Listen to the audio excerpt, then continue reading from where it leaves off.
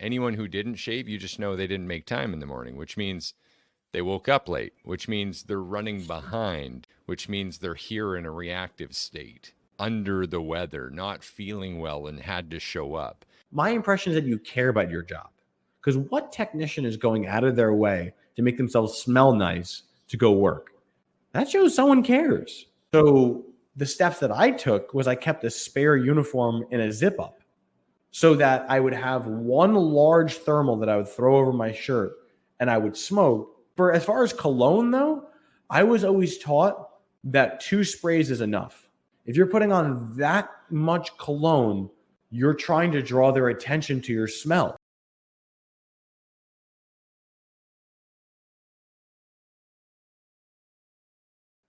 Hello, and welcome back. Another fantastic Monday with me, your host, Clay Newmeyer, and of course, my esteemed co-host, Joseph the Salesbot Lucani, on yet another episode of Electricpreneur Secret, the Electricians podcast. We keep showing up 5 days a week to help you master your sales, simplify your pricing, and deliver premium level electrical service. And today we're addressing a topic that we just haven't quite yet touched on. And I'm sure people in the background have been watching, listening, waiting for us to talk about this, Joe. And you know what? I'm even a little surprised because I know you actually have a better articulation of what a premium service provider should look like than anyone else I know. Well, thank you. So for that. tell me you've got some weight to throw into this conversation today. The hands are rubbing together. The stimming is happening. Don't worry. You pitch the question. I'll give you the answer. All right, man. Where do we begin? Because I think the closest we've ever come, we got some people giving us attendance in the chat, by the way. Joe Edwards with us. That's awesome, you guys. Awesome. Thanks for saying they're present. They're here. Attendance noted. But the closest episode we ever came to this is like, what should we take into the house on a call? Okay. But we never really addressed a couple of big concerns like, should I be clean shaven?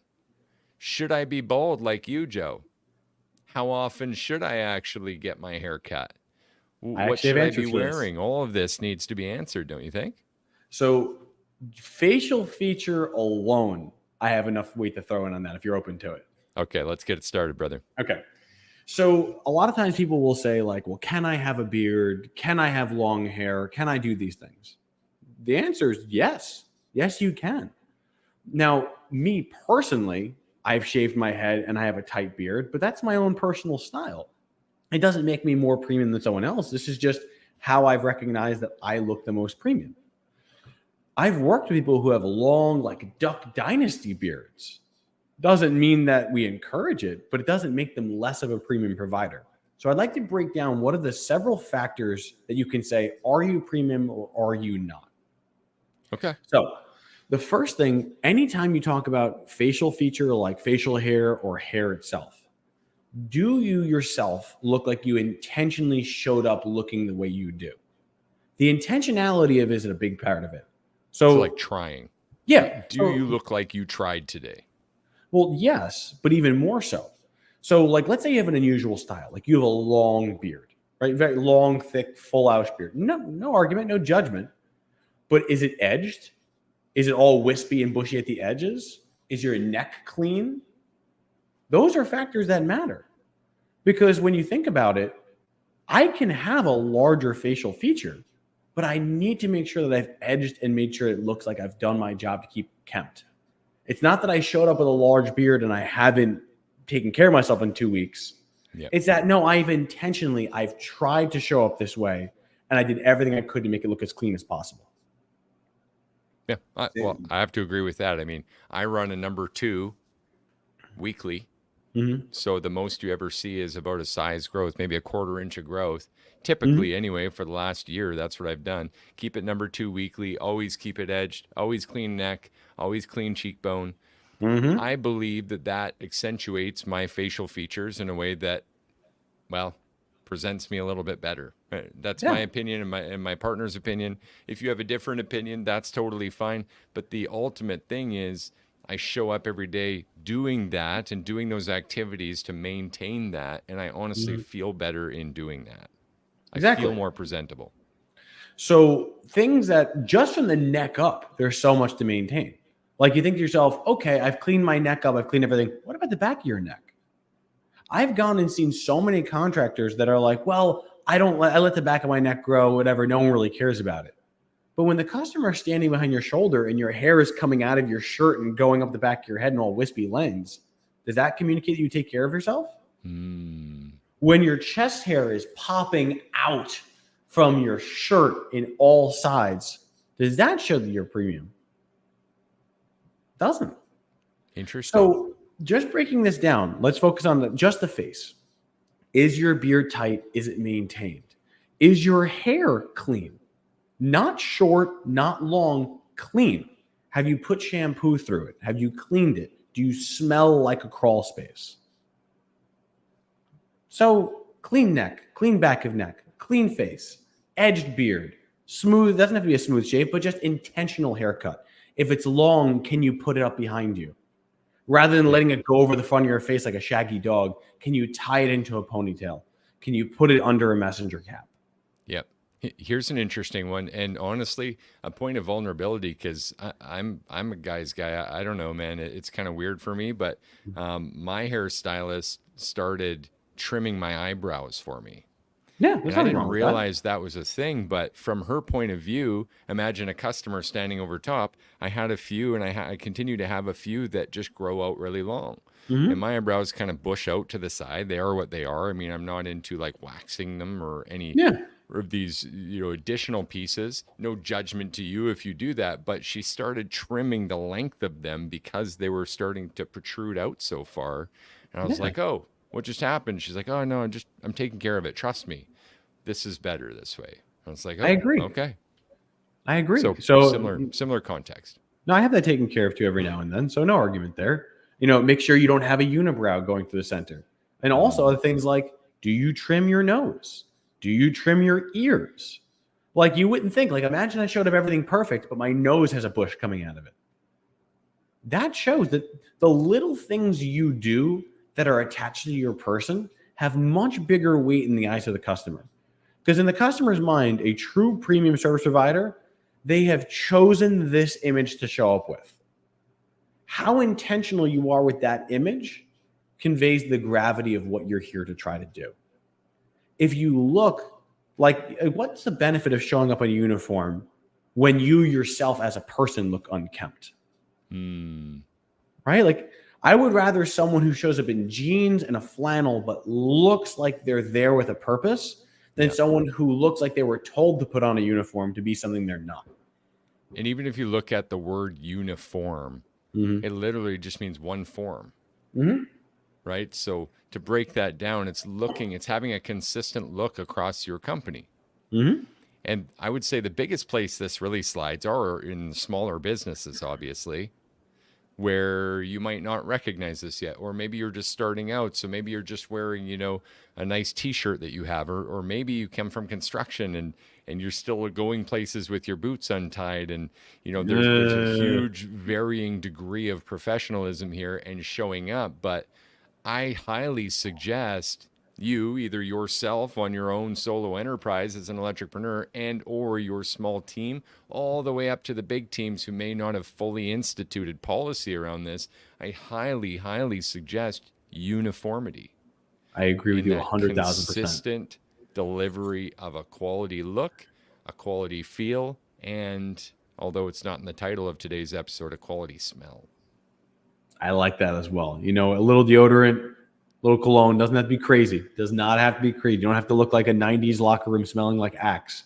But there are things you can do. Now we've covered the head up, right? Yep.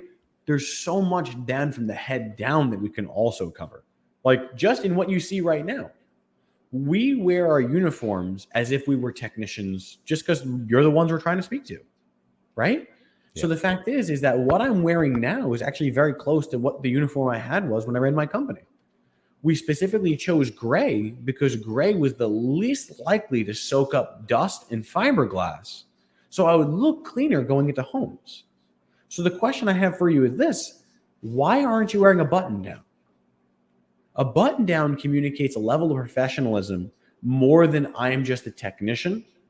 it says that you hold yourself to a higher standard. Now, can I give you, if you don't mind, Clay, do you mind if I interject something that I'm sure a lot of people who wear buttons downs are using as a cop out? Sure. Yeah, throw it in there. Okay. So a lot of times I find that people have button downs, but then under their button down, they have a lettered shirt, a company t-shirt. What are the odds that when it gets warm, they're taking off their button down to say, well, I'm in a company t-shirt. This should be acceptable, right? Yeah. But now the customer walks in. What is the difference between a customer walking in and seeing someone in a buttoned up, tucked in versus someone with a sweaty t-shirt sticking out? Yeah, the odds are higher. It's going to happen for sure. I've Mm-hmm. seen it lots too. I mean, the other advantage, we're not even going to have time to pull all of this apart today. I'm realizing Of that. course. But tattoos and the stance on that, even, right? Mm-hmm. There still is a population that is not going to trust people with tattoos as much as people without. Mm-hmm. Hence why I am someone with tattoos, but in a long sleeve, they're Mm-hmm. not recognizable. You don't see them. They're Yeah. hidden. So I can present as chameleonic as I need to build rapport ahead of that initial the as they say, there's no impression like a first impression. That's what I'm Mm-hmm. looking for, right? You're And I right. just wanted to point out before I let you jump back in, Joe, that there's actually an unwritten rule to why the button down. There's actually advanced rapport and charisma building in dressing to the people you serve at the highest level. So, like, if you wanted to stand out in a situation but still build advanced rapport with people, the last thing you want to do is overdress. In other words, if Joe and I showed up with a three-piece suit every day to talk to electricians about how to better their Mm-hmm. business, we would not connect as well with you guys. But having served in the field, having and maintaining our master's licenses is what we do at Service Loop Electrical, and still dressing this part, you can also see yourselves in our demeanor as well. Does that make Mm-hmm. sense, Joe? It And really for a does. homeowner, the same is true. It does. And there's one specific thing about button downs that people don't really put enough weight into. So, Clay, I want to ask a question.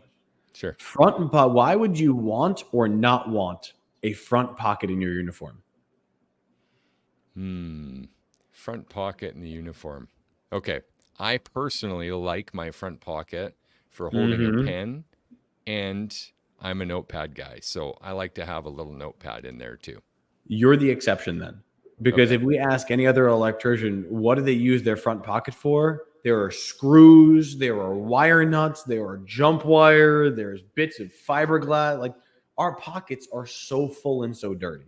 Right. So whenever you wear your button down, it's important to make sure that it doesn't have a button or that it doesn't have a pocket. Because what your technicians will do is they will put things in those pockets and they will not take them out when they go to the next customer's home unless you specifically make it part of your process. I mean, That's an interesting point. how many times have you gone into your home? Like imagine you just finished a project, right? And you Mm-hmm. go into your home. Most people take out change and keys out of their pockets. We take out number 10s, we take out number 8s, we take out number 6s, we take out red wire, and it's grays, greens, grounding screws. There they go. They're in the pile in the bowl, right? Yeah. Yeah, for So, sure. so if you have the facial expression correct, you got everything groomed and nice, you have the shirt. Now, granted, I know I'm a details guy. Slow me down if I'm going too much into this. No, it's good. It's good, Okay. man. Let's hit the pants then. Let's go down. Okay. Sweet. Ooh. All right. So continuing on, as you further go down, you would want your pants to be darker than your top. The reason why you want your pants to be darker than the top is that with lighter colors, eyes tend to move, which means that you'd create a border definition with your belt. So your belt is the same color as your boots. And what you find is that your eyes only focus from the waist up, meaning that the majority of your attention is going to be here, which means that they're focused on your brand, which is usually on the top left over your heart, and Yeah. you yourself, your face. If it was the other way around, where you had a dark top and light pants, you would naturally be looking down to try and see the full spectrum. I But by like having that. darker pants than you have your shirt, it makes them want to focus up. Nice. Combination with that is I personally believe that a professional can fit all their tactical tools on their person without looking like they have all their stuff. So for me, I liked having a side pocket, 2 back pockets, and a deep 2 front pockets. Because imagine I wanted to run our play, and you're supposed to have your multi screwdriver, you're supposed to have your hot stick, you're supposed to have your meter, you're supposed to have all the things we suggest, but all you have is 2 shallow dress pants. It's not going to work, right? Not going to fit, and it's going to be a pain. It's going to sit Yeah. there and bulge out of your pocket. Exactly. So I personally like Carhartt, Dickies, great brand, something that's got a little thickness to them so that it doesn't always pill and fray. Yeah. Going further down, we recognize that we have a specific belt. The belt is an EDC belt. So for all of our Second Amendment guys, everyday carry belt. Whether you're carrying or not, the point of it is this. Those belts are specifically designed to hold weight and to not have that weight shift up and down, meaning that your belts will last much longer, but it also has more resilience as you clip a tool belt to it. So if you were the kind of person that clips a belt, we've all had sags before. Like, Clay, how many belts have you gone through that have just been worn and now the buttons are frayed, right? Yeah. It's painful. So it prevents that. So you have your EDC belt and you match it to the color of your shoes. Now, I'm not saying this for a style thing. There's a psychological reason to what we're doing.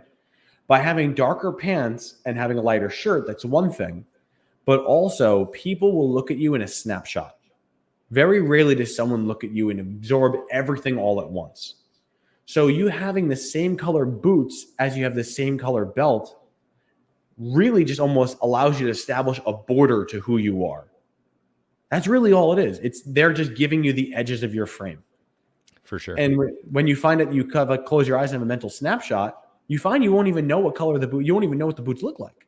You don't know if they're Tim's. You don't know if they're Red Wings. You just know that they were the same color as the belt. It's weird how that works, but it allows the folks to be in. I'm sorry to jump in here, but I can't help but think, like, for the naysayers, the people thinking, well, that's not that important. It would be easy to say this doesn't add up. But think about it for a second and recognize that if you're in front of someone in their home, are they thinking about, are you the kind of person that they want in your home? 100%, right? They're judging you from the moment you step up to the plate, the door. Foyer rapport is a big thing, right? They care about what's about to happen, and they don't know you from a hole in the ground other than what the office may have said about you. They should, right? Bonus points. That said, while you're working, picture yourself kneeled down in front of them. What are they looking at? They're looking at you. They're not looking away, right? They are maybe looking at the belt. They are noticing the pants. They're noticing everything that's put together with intention.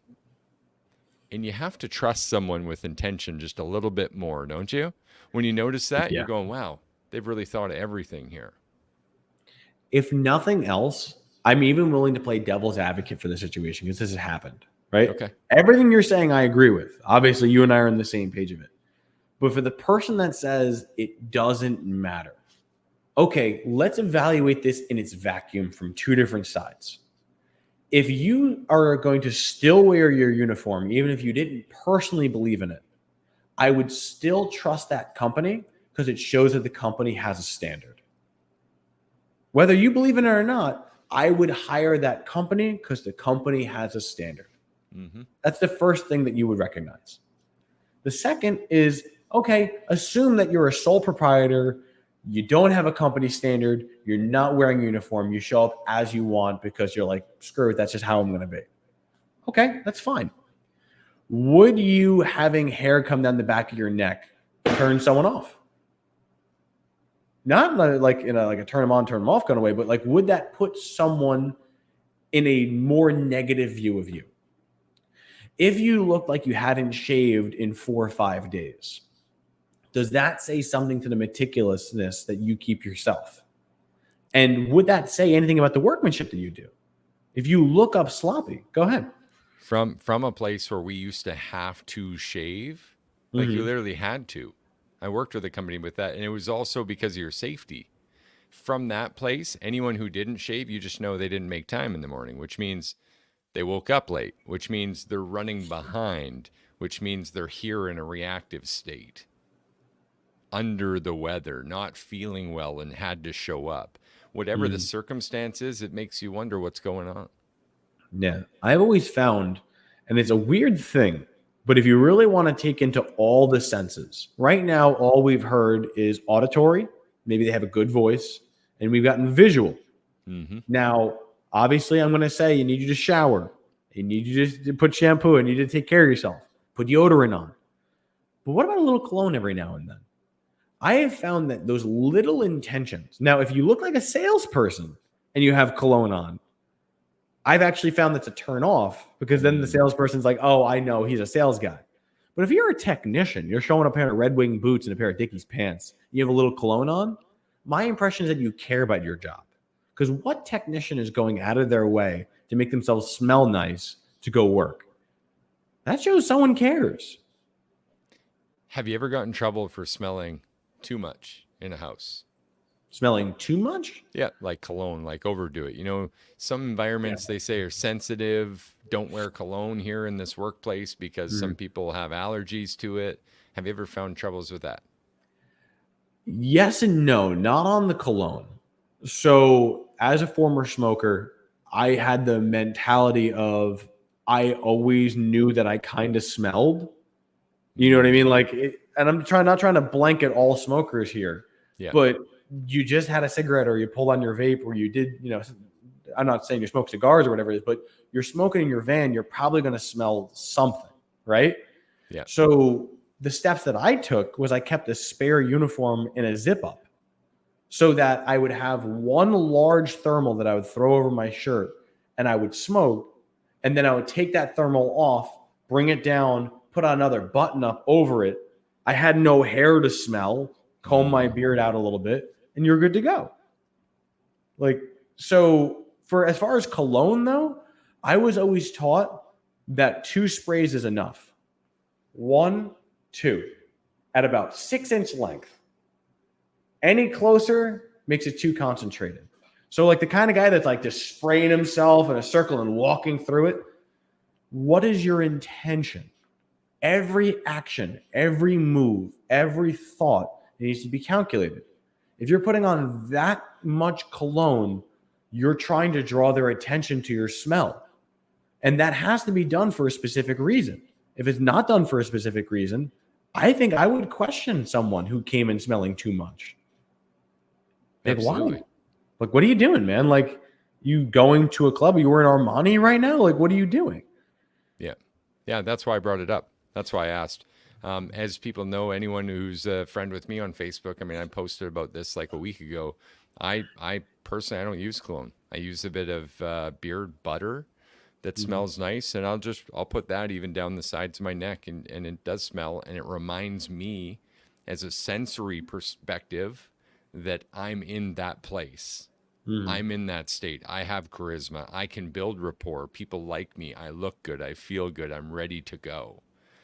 And Yeah. that to me is a big piece of this. We're running out of time on this one, but something that we do, since you mentioned senses, is try to capture all of those senses after the fact. So the other unwritten reason for this, for smelling a certain way, for presenting a certain way, is that if you then go and connect on one of your best sales, say you hit a platinum, you offered all 6 options, the call went perfect, you nail it, they take number one, you got, 10 grand down for a deposit and a $20,000 job.